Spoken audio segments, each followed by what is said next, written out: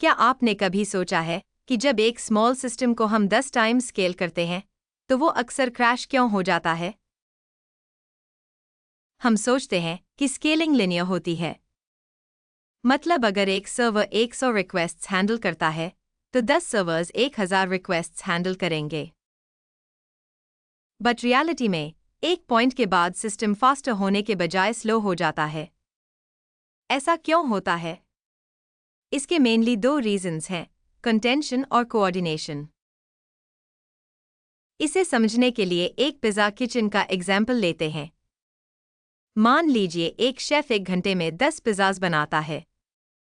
Pause here and predict. अगर हम 5 chefs और ले आएं, तो क्या प्रोडक्शन 50 पिज़्ज़ास पर आवर हो जाएगा? नहीं, क्योंकि ओवन तो सिर्फ एक ही है। सारे शेफ्स ओवन के फ्री होने का वेट कर रहे हैं। इसे हम सिस्टम डिजाइन में कंटेंशन कहते हैं, यानी एक शेयर्ड रिसोर्स पर बॉटलनेक होना। MDL's लॉ के अकॉर्डिंग सिस्टम का मैक्सिमम स्पीड अप उस पार्ट पर डिपेंड करता है जिसे पैरेललाइज नहीं किया जा सकता। अब चलिए इसे रियल कंप्यूटर सर्वर्स पर अप्लाई करते हैं। मान लीजिए हमारे पास एक डेटाबेस है जिसे 5 सर्वर्स मिलकर रन कर रहे हैं। सही डेटा देने के लिए हर सर्वर को दूसरे सर्वर्स के साथ सिंक करना पड़ता है।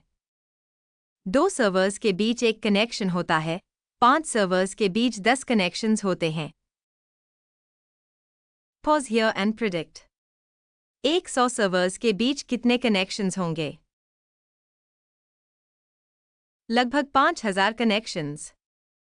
इसे कोहेरेंसी कॉस्ट कहते हैं। जैसे जैसे नोड्स बढ़ते हैं, कम्युनिकेशन का ओवरहेड एक्चुअल वर्क से ज्यादा हो जाता है। इसीलिए यूनिवर्सल स्केलेबिलिटी लॉ का ग्राफ एक टाइम के बाद नीचे गिरने लगता है। इसे फिक्स करने के लिए हम शार्डिंग यूज करते हैं, जहां हर सर्वर अपना इंडिपेंडेंट डेटा हैंडल करता है, बिना दूसरों से बात किए। तो इन शॉर्ट, सिस्टम स्केल पर इसलिए फेल होते हैं क्योंकि शेयर्ड रिसोर्सेज कंटेंशन क्रिएट करते हैं और नेटवर्किंग कोहेरेंसी कॉस्ट बढ़ाती है। स्केल करने का मतलब सिर्फ रिसोर्सेज ऐड करना नहीं है, बल्कि बॉटलनेक्स और कोऑर्डिनेशन को कम करना है।